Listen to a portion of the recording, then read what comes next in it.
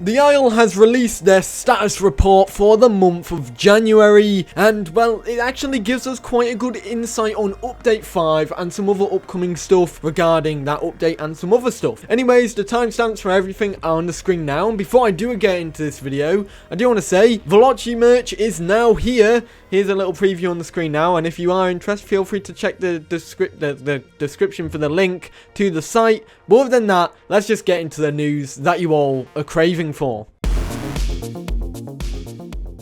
So a lot of you all are here wondering where the hell is the progress for Update 5, because well, I haven't really made a video on the game in quite some time and there hasn't really been any Update 5 news. So let's actually dissect the status report and tell you everything that there is that they have said about Update 5. Firstly, Tesserasso also said over the month he has been working on Update 5, but he's also been ill, but it's good to see that he's better. He said this: "I've been primarily working on fixing an assortment of bugs and modifying various existing mechanics in preparation for Update 5 and Update 6. Such as pickup and carrying. It's vital that I make these changes now rather than later, otherwise we'd likely run into complications that would expend the development time. We've also started development on the skin system, which is slated to debut as part of Update 5, but some additional meetings are necessary so that we nail down the final intricacies." So as you can see here, that Update 5's process or progress is starting to begin. However, they are having to nail down some stuff first before Update 5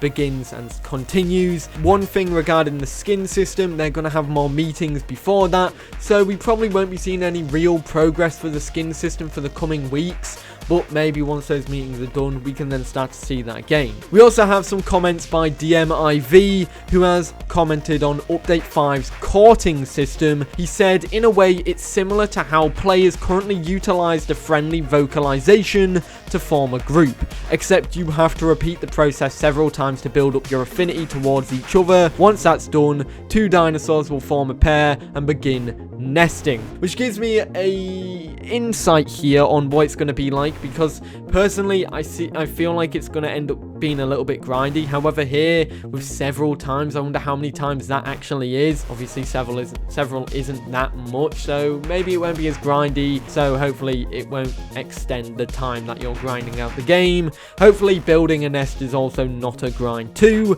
But speaking of building nests, Tapwing has talked to us about what some nest designs will be like. For example, the Hypsilophodon will have its nests based off of weaver birds and hammercops, and the Pteranodon will have cliff nests, as also they are thinking of also putting them into the sea stacks as well, which is going to be pretty nice for the Pteranodon. And also I can't wait to see the Hypsilophodon's nests overall. Let's get into the closing comments regarding Update 5. This is by KissenKitten, and essentially she says this: "Production on Update 5 has officially begun. As many of you have been seen via the ongoing courting animations, the majority of art creation right now is centered around courting, nests, eggs, hatchlings, and skins, as we prototype the look and interactions we want to lean towards or away from for this update," which pretty much indicates and gives us all we need to know. Update 5 has now officially started its development properly, and the developers are now focusing on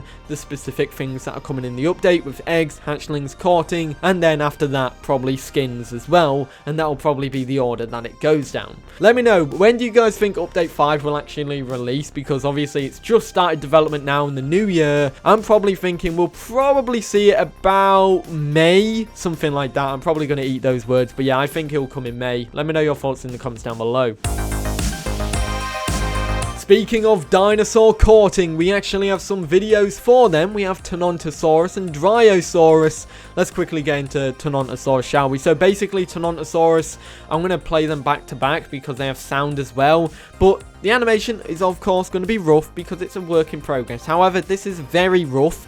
When the first Tenontosaurus lifts up its head, it almost surprised me the fact that this dinosaur's head didn't like fly off its body and go into the stratosphere, because it literally snaps its neck when it starts that call. However, I do like the calls. The calls are pretty nice, and they're also a work in progress, which is a good sign. Another thing is, it looks like you'll do an initiation call and the other person will have to respond to that, and if they don't, obviously the initiation call is nullified. With that being said, if they do respond, they accept the courting, and then it goes back and forth, kind of like that. And I feel like each back and forth one will be a different animation from what it's seen. Either way, here it is. Have a listen, take a look, let me know your thoughts.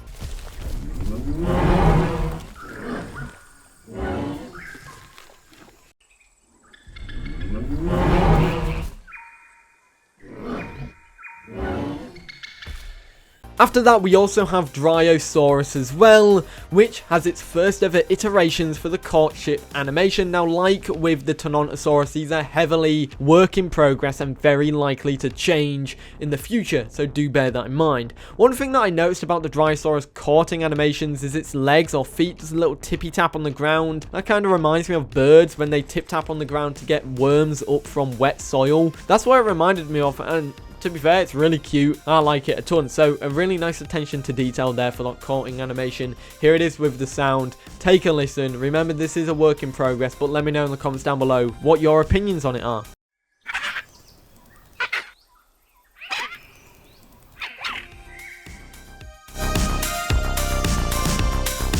Finally, we have the humans. Now, this is by Visual Tech. He's been working on some human structures. The first one, this is for the dockyards. Both of them are for the dockyards, but the first couple is regarding the watchtower. Now, this looks really nice. From what I can see, this will be fully functioning when the humans come in, and you can see a spotlight there as well, and I do hope that that will be fully functioning as well. You'll be able to turn that on and off. That'll be really nice. Perhaps you'll be able to do that or activate it inside the control panel. This will probably be a nice safe spot to hide away from dinosaurs, but then you'll probably get trapped up there because there'll probably be a pteranodon on top and a Utahraptor at the bottom, and then you're doomed. But that being said, this looks really nice, and the watchtower looks really nice so far. Obviously, a lot better than how it used to look, with it being just a basic mesh texture. But I really like it. We also get to see the trim of the watchtower. I believe this is the trim for the watchtower. It was only just called trim, and I assume it's the watchtower's trim. I love the detail here. I really like the scuffs and the markings on it, and the different variety in the texture as well is really nicely put together. And speaking of one thing that's really nicely put together, we have a building to showcase by Visual Tech, and this is a bulkier building which has a metallic reinforcement to it and has different shapes on it as well. Now, this is not fully completed, so do bear that in mind, but here's the pictures for them. I really like them. They're kind of like warehouses in a sense. I think they look really nice overall. I really like the design, so hats off to Visual Tech for creating some amazing designs. Let me know what you think about these human structures in the comments down below. And that's that. That is the Isle's January dev blog. It's very small. However, we also did have the new Trello board, which I covered in my previous video, and I recommend you check it out. Other than that, guys, if you are new, feel free to like and subscribe. If you are interested in the Velocci merch, feel free to check the description for the link. Other than that, I hope you enjoyed, and I'll see you in the next one. Have a great day. Peace.